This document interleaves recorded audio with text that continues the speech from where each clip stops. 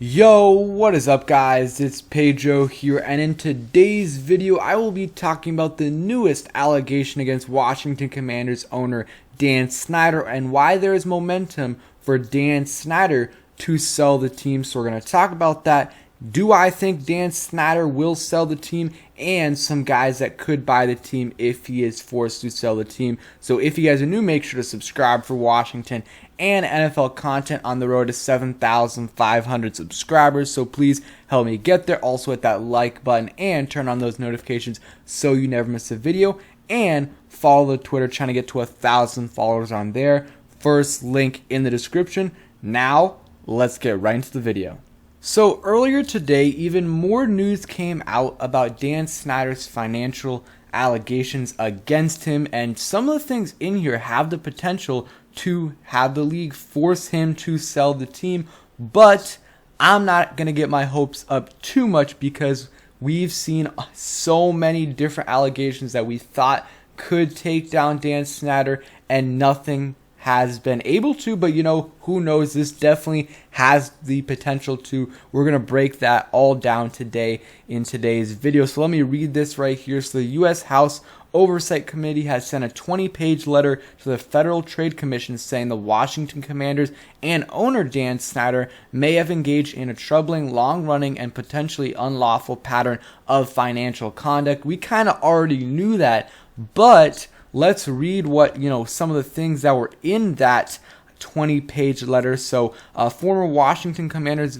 VP Jason Friedman told the Oversight Committee that the Commanders had two sets of books and intentionally allocated NFL revenue to non-NFL events at FedEx Field, concerts, college games, so that wouldn't be part of the NFL's revenue pool. So this was directly taking money out of other owners' hands, and we know how other owners are about their money. They do not like losing money, and they're going to do whatever it takes to try to get it back. And more specifically, I'll read this right here from Nikki Jabala from the Washington Post. Some Commanders executives use the term juice to refer to revenue that was intentionally misallocated in the franchise's accounting system and attributed to unrelated events. Former team Vice President Jason Friedman told the Oversight Committee, and more details. The letter cites documentation that the team's financial improprieties may have extended to tickets registered in Roger Goodell's name, and it also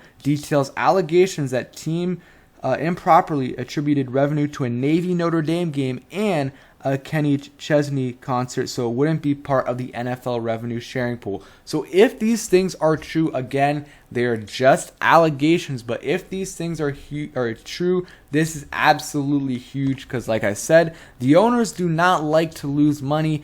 And this could definitely, because, the owners have to vote Dan Snyder out. I forgot what the number of owners that have to vote him out, but it's a decent amount, and this could have them do so if these allegations are proved true.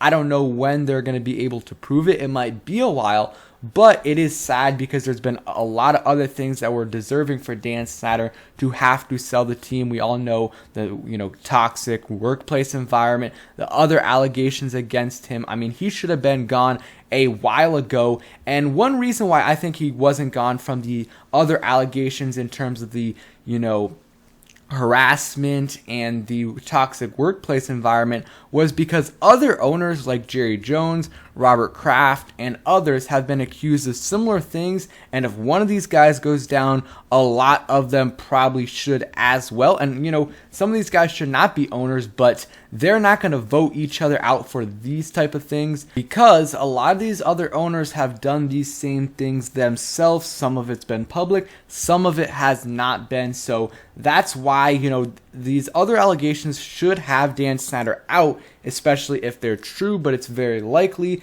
that he does not get voted out because of that, and the report still has not been released, which is another thing that needs to happen. But again, I do not think it will happen. But this thing right here, where if it is true, if the allegations are proven true, this is money coming directly out of other owners' hands, and it really hasn't happened before. I mean, I'm not sure, maybe it has, but I can't remember in the last 20 years or so something like this happening. So they could definitely, vote vote Dan Snyder out. And part of, some of the owners will be like, well, not only did he do this, but he also did all these other things before, and he's not really good for the league. DC's a big market. It's better for the league if they're, doing good.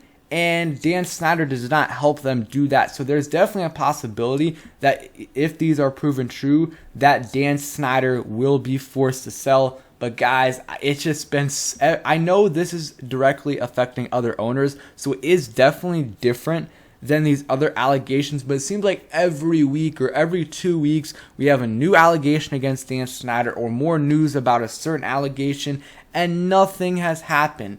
Like the biggest thing that happened was like a $10 million fine for Dan Snyder. That is it. I could see maybe a suspension coming, but again, that literally does nothing because Tanya Snyder right now is the co-owner or whatever. So if Dan Snyder is suspended, then she's going to be the co-owner. If he's forced to sell, though, that's totally different because she's not going to buy the team, very likely. She's not going to buy the team, so someone else would be the owner.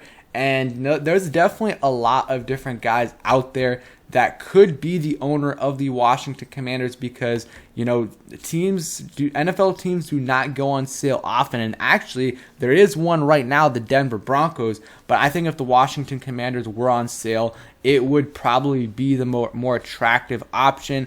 And Ben Albright, who is a reliable reporter, he kind of he posted a statement and said this is huge. And then someone commented, this is why Bezos isn't a potential buyer of the Broncos. He's holding out for Washington. And then Benjamin Albright said, yep. And he is a very reliable reporter. So when he talks, you listen. So that could mean that Jeff Bezos thinks that there's a possibility that Dan Snyder is going to be out in the next couple of years. And if that's true, that is huge again. And I know some people don't like Jeff Bezos, but I would take him 100 times out of 100 over Dan Snyder. I would take almost anyone over Dan Snyder because it would be hard to be worse than what Dan Snyder has been in his over 20-year tenure as the Washington Commanders owner. And I honestly think that Jeff Bezos would be a solid owner. First of all, has a ton